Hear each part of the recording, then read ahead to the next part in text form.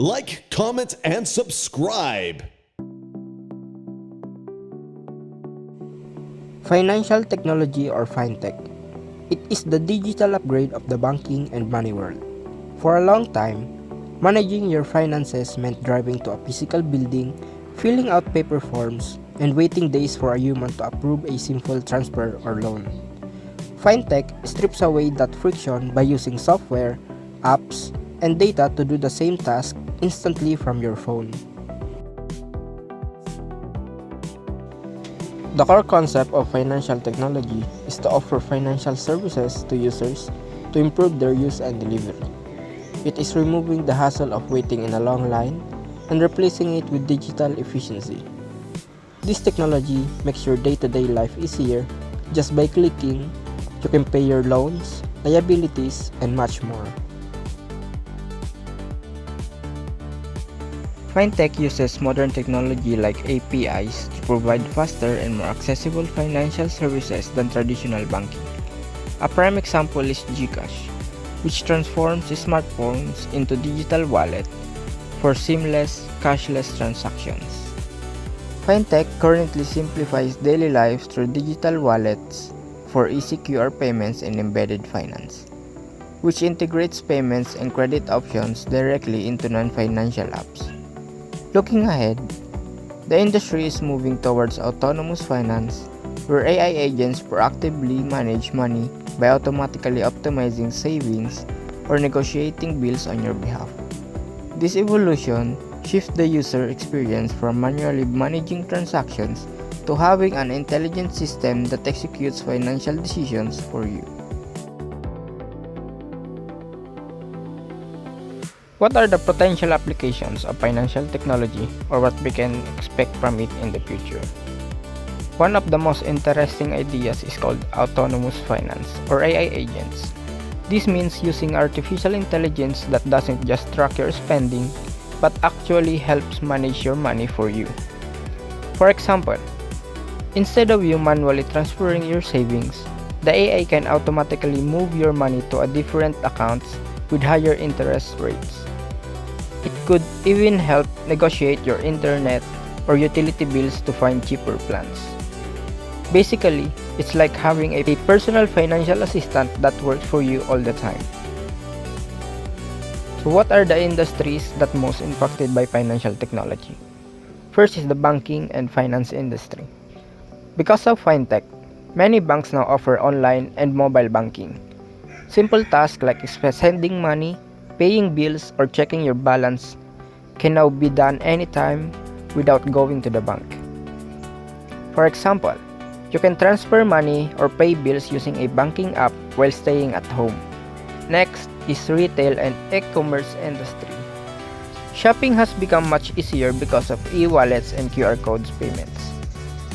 For example, when shopping online on platforms like Lazada or Shopee, you can pay in just one click using GCash or Maya. Even in small stores, you can simply scan a QR code instead of using cash. Another industry affected is small and medium enterprises, or SMEs. FinTech helps small businesses receive payments easily, track their sales, and even apply for business loans. The transportation industry is also using financial technology. Many transport services now use cashless payment system, especially in buses, trains, and ride-hailing apps. Like Ride on Grab, the payment is automatically deducted from your e-wallet after the trip. Lastly, government services are also benefiting from FinTech. Many government offices now allow people to pay fees and taxes online, making the process faster and more convenient. For example, instead of lining up for hours, citizens can now pay government fees online. So, ethical, social, and environmental implications. Along with its benefits, financial technology also has some important implications. In terms of ethics, one major concern is data privacy and security. Since financial transactions are done digitally, FinTech companies must protect users' personal and financial information. For example, if an app has weak security, it could lead to hacking, identity theft, or online scams. When it comes to social impact, this technology helps promote financial inclusion. People who don't have access to traditional banks can now save money and make transactions using just their smartphones. However, there is still a problem called the digital divide because not everyone has access to smartphones, stable internet, or enough knowledge to use digital services. So in terms in environment, financial technology has a positive effect. It reduces the need of paper, printed receipt, and physical cash. So instead of getting paper receipt, most transactions now provide digital receipts. So what are the challenges or limitations of financial technology? Despite all these advantages, financial technology also faces several challenges. One of the biggest is cybersecurity threats. Since everything is online, there is always a risk of hacking, phishing, and online scam that can cause financial loss. For example, scammers may send fake messages pretending to be customer support to steal personal information. Dependence on the internet and technology.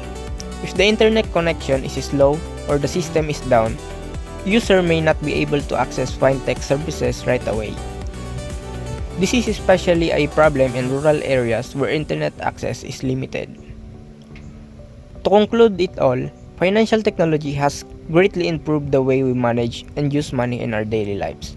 While there are still challenges, FinTech continues to grow and provide faster, safer, and more convenient financial services for everyone.